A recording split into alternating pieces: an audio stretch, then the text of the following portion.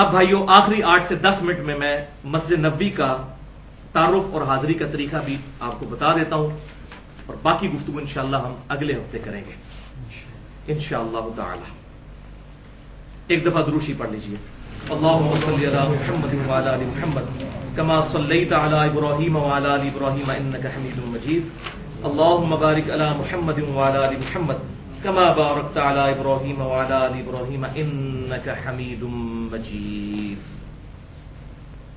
بھائیو، مسجد نبوی کو اگر قبلہ شریف کی طرف پیٹھ کرتے ہوئے دیکھا جائے، مسجد نبوی کے جنوب میں ہے قبلہ، تو جنوب کی طرف پیٹھ کی جائے اور آپ کا رخ مسجد نبوی شریف کی طرف ہو، اس کے صحن میں کھڑے ہو کر،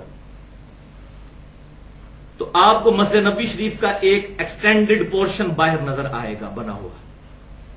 پیچھے بہت بڑی مسجد ہے، لیکن یہ آگے ایک ایکسٹینڈڈ پورشن تقریباً سکوئر فارم میں ہے، اور اس کی لمبائی تقریباً 200 فٹ اور چوڑائی بھی تقریباً 150 سے 200 فٹ ہے۔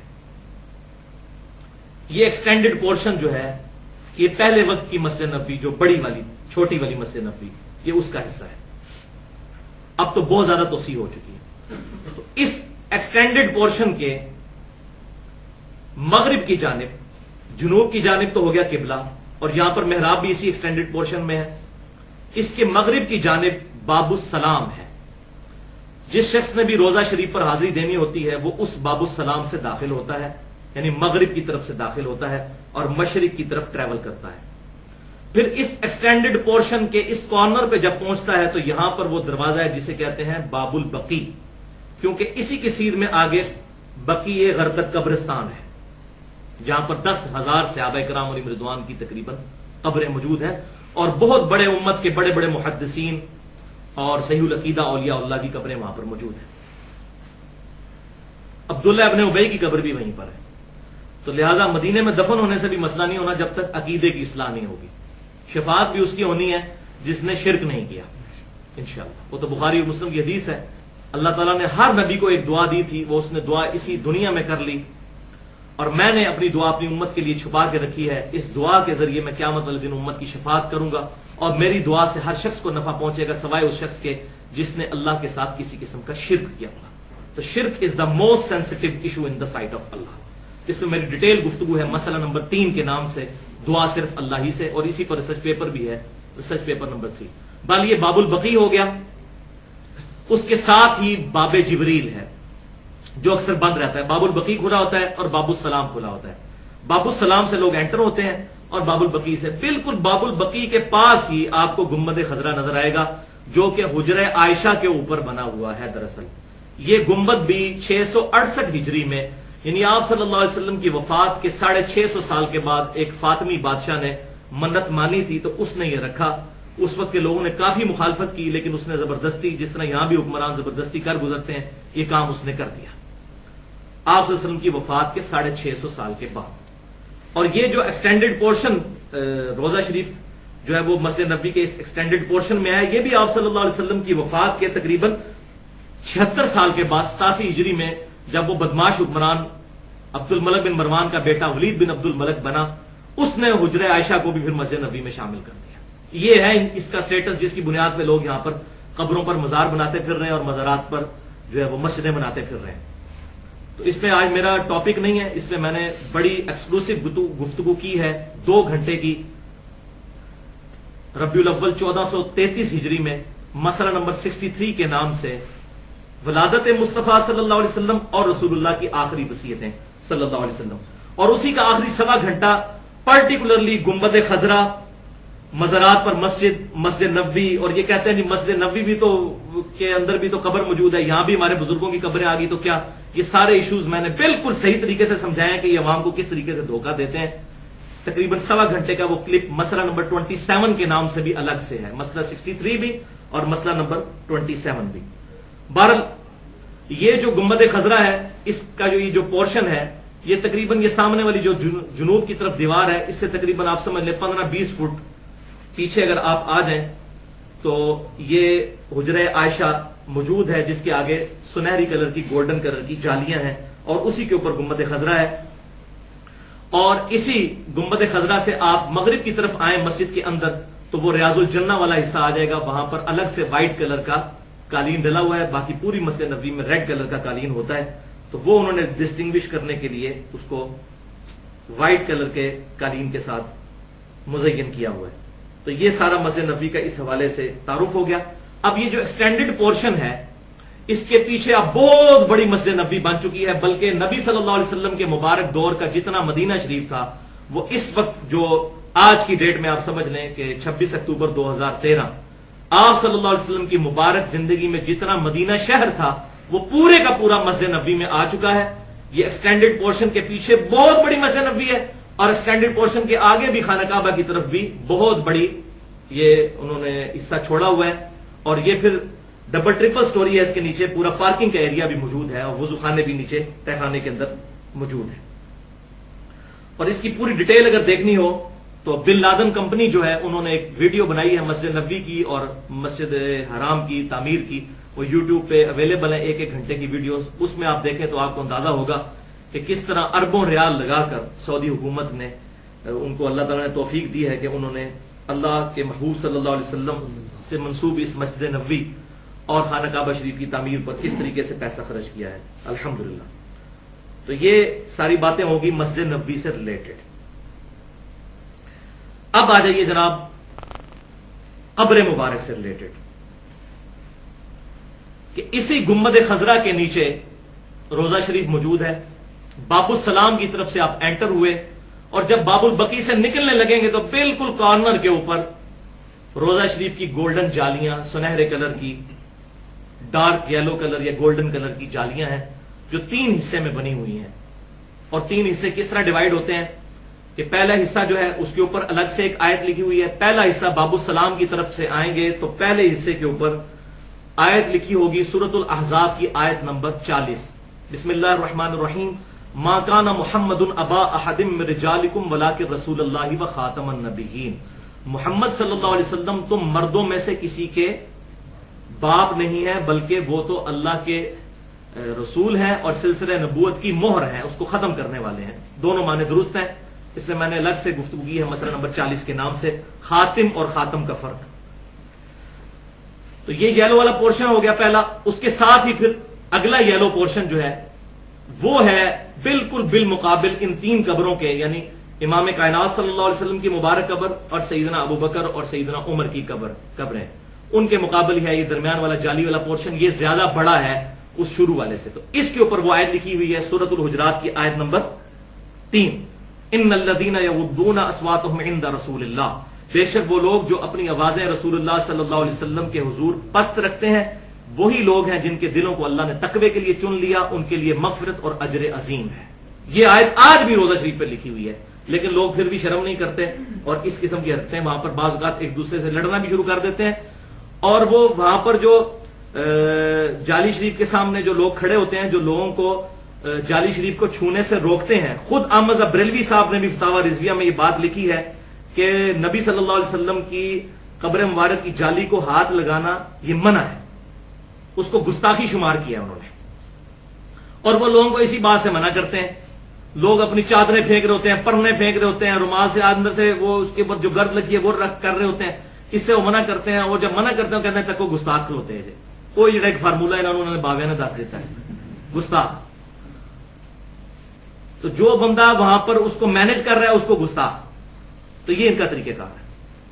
تو بہرحال یہ جو درمیان والی جالی ہے جی اس میں وہ 3 پورشن موجود ہیں. اس کی نشانی یہ ہے کہ 3 آپ کو دائرے نظر آئیں گے اسی جالی میں بنے ہوئے. ایک بڑا دائرہ ہوگا وہ بالکل نبی صلی اللہ علیہ وسلم کے مبارک قبر کے سامنے مقابل ہے آپ کے چہرے مبارک کے. اس کے ساتھ 2 چھوٹے دائرے ہیں. پہلے سیدنا ابوبکر صدیق کا اور دوسرا سیدنا عمر رضی اللہ تعالی عنہ کا. اور جب اس کے آگے سے آپ گزر کے آ جائیں گے تو تیسرا حصہ ہے جالی شریف کا. اس کے اوپر وہ آیت لکھی ہوئی ہے یا ایھا الذین آمنوا لا ترفعوا اصواتکم فوق صوت النبی.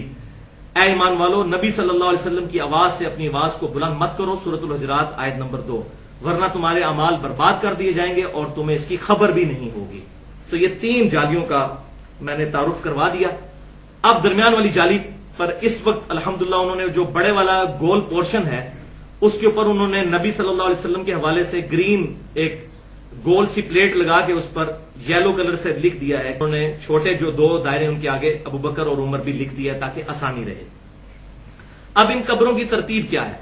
آپ صلی اللہ علیہ وسلم کا چہرہ انور اس گول دائرے کے سامنے ہے، اور ظاہر ہے کہ آپ صلی اللہ علیہ وسلم کی مبارک جو ٹانگیں ہیں وہ مشرق کی طرف ہیں، یعنی باب البقیع کی طرف، کیونکہ چہرہ انور جو ہے وہ ظاہر ہے کہ قبلہ رخ ہے. تو آپ صلی اللہ علیہ وسلم کے سینے کی سید میں آپ صلی اللہ علیہ وسلم کی مبارک قبر کے پیچھے جو قبر ہے وہ ہے سیدنا ابو بکر صدیق رضی اللہ تعالیٰ عنہ کی. یعنی جہاں آپ کا سینہ مبارک آتا ہے وہاں ابو بکر صدیق کا چہرہ آتا ہے، لیکن آپ صلی اللہ علیہ وسلم کی قبر کے پیچھے. اور جہاں پر سیدنا ابو بکر صدیق رضی اللہ تعالیٰ عنہ کا سینہ آتا ہے اور تقریباً اسی سیدھ میں آپ صلی اللہ علیہ وسلم کی مبارک پاؤں مبارک آتے ہیں، تو ابو بکر صدیق رضی اللہ تعالیٰ عنہ کے سینے کے مقابل چہرہ ہے سیدنا عمر فاروق رضی اللہ تعالیٰ عنہ کا، اور ان کی قبر اس طرح ایکسٹینڈڈ ہے. تو اس اعتبار سے ایک قبر کی جگہ خالی ہے آپ صلی اللہ علیہ وسلم کے قدموں میں، کیونکہ چوڑائی تو اتنی گھر گئی نا. جب آپ پیچھے جائیں گے ابو بکر صدیق کی قبر اور پیچھے، سیدنا عمر کی اور پیچھے، تو لہذا ایگزیکٹ آپ صلی اللہ علیہ وسلم کی قبر مبارک کے بالکل قدموں میں ایک قبر کی جگہ خالی ہے، اور وہ قبر بننی ہے سیدنا عیسیٰ علیہ السلام کی. اور وہ حدیث ہے جامعہ ترمذی کے اندر انٹرنیشنل نمبر کے مطابق 3617. عبداللہ ابن السلام رضی اللہ تعالیٰ عنہ جو کہ یہودی عالم تھے، بعد میں مسلمان ہوئے، آپ صلی اللہ علیہ وسلم کے صحابی ہیں، اور ان کا ذکر اشارتاً قرآن میں بھی موجود ہے، بہت بڑے عالم ہیں. وہ یہ کہتے ہیں کہ تورات میں نبی صلی اللہ علیہ وسلم کی جو صفات ذکر ہیں ان میں یہ بات بھی ہے کہ عیسیٰ علیہ السلام اپنے مرنے کے بعد جب سیکنڈ ڈسینڈنگ میں آئیں گے اس دنیا میں، تو وہ آپ صلی اللہ علیہ وسلم کے مبارک حجرے میں آپ کے ساتھ دفن ہوں گے. اور اس حدیث کے ساتھ ہی جامعہ ترمذی میں ہی ابو مودود تابعی جو ہیں، میرا خیال ہے شاید کسی کی وجہ سے مولانا مودودی کا نام رکھا گیا تھا، ایگزیکٹ وہی لفظ ہے ابو مودود تابعی. وہ کہتے ہیں کہ میں نے خود دیکھا ہے کہ ایک قبر کی جگہ وہاں پر خالی ہے، اور وہاں پر عیسیٰ علیہ السلام دفن ہوں گے. عیسیٰ علیہ السلام کے حوالے سے میں نے بڑی ڈیٹیل گفتگو کی ہے، حیات مسیح اور نزول مسیح علیہ السلام، مسئلہ نمبر 12 کے نام سے. اب یہاں پر 2-3 کڑوی باتیں کر کے میں بات کو ختم کرتا ہوں. ایک تو بھائیو یہ کہ میں نے یہ بات پہلے عرض کر دی کہ چاہے حجرے کے باہر ہوں یا قبر تک کوئی پہنچ جائے، بات ایک ہی ہے. کیونکہ قبرستان کی دیوار کے پاس سے گزریں یا ایون قبرستان میں بھی داخل ہو جائیں تو آپ کے جو سامنے قبر ہے اگر اس کو مخاطب کر رہے ہیں تو 2 کلومیٹر تک وہ اگر قبرستان پھیلا ہوا ہے تو وہاں تک آپ کا سلام اللہ پہنچا رہا ہے. تو بالکل اس طریقے سے روضہ شریف کے سامنے جو لوگ کھڑے ہوتے ہیں تو ان کو وہی سلام پڑھنا چاہیے جو سیدنا عمر رضی اللہ تعالیٰ عنہ کے بیٹے ابن عمر کی سنت میں حوالہ پہلے دے چکا. قبر رسول کے سامنے آ کر پڑھیں گے السلام علیکہ یا رسول اللہ، سیدنا ابوبکر کے سامنے آ کر السلام علیکہ یا ابا بکر، اور سیدنا عمر کے سامنے آ کر السلام علیکہ یا عمر رضی اللہ تعالی عنہما.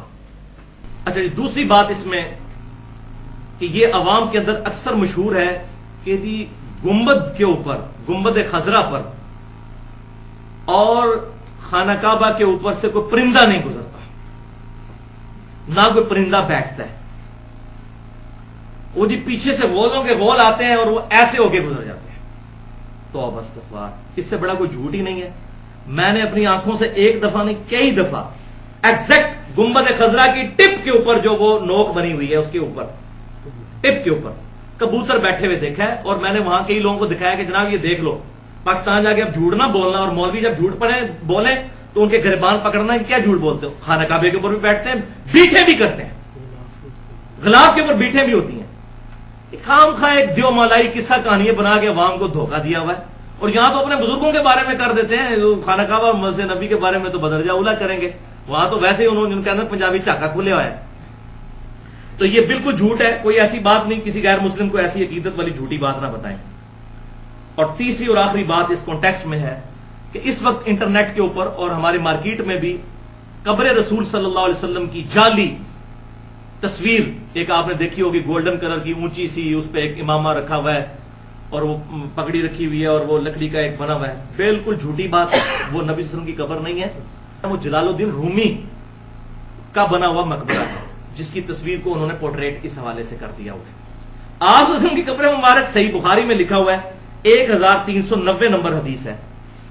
سفیان تمار رحمۃ اللہ علیہ تابعی کہتے ہیں کہ میں نے خود قبر رسول دیکھی ہے صلی اللہ علیہ وسلم. آپ کی قبر مبارک اونٹ کی کوہان کی مانند اونچی ہے، اور اونٹ کی کوہان ہوتی ہے ایک بالشت، 10 انچ سے لے کے 12 انچ تک۔ سنن نسائی میں اور سنن ابی داؤد کے اندر، سنن نسائی اور سنن ابی داؤد کے اندر یہ آگے بھی بات موجود ہے کہ سیدنا ابو بکر عمر کی جو قبریں ہیں وہ مٹی کی ہیں، ان کے اوپر سنگریزے ہیں، چھوٹے چھوٹے پتھر، تاکہ وہ مٹی بہ نہ جائے۔ یہ ہے ساری صورت۔ تو یہ سارے کے سارے معاملات اپنی طرف سے بنائے ہوئے ہیں، اور پھر اس کی بنیاد کے اوپر عجیب و غریب عقائد اور نظریات پبلک کے اندر پروپیگیٹ ہو جاتے ہیں۔ اللہ تعالیٰ سے دعا ہے جو حق بات میں نے کہی ہمارے دلوں میں راسخ فرمائے۔ اگر میرے منہ سے جذبات میں کوئی غلط بات نکل گئی تو اللہ تعالیٰ ہمارے دلوں سے معاف کر دے، ہمیں کتاب و سنت کی تعلیمات کو سلف صالحین کے منہج کے مطابق سمجھتے ہوئے دوسروں تک پہنچانے کی توفیق عطا فرمائے۔ سبحانک اللہم و بحمدک، اشہد ان لا الہ الا انت، استغفرک و اتوب الیک، وما علینا الا البلاغ المبین۔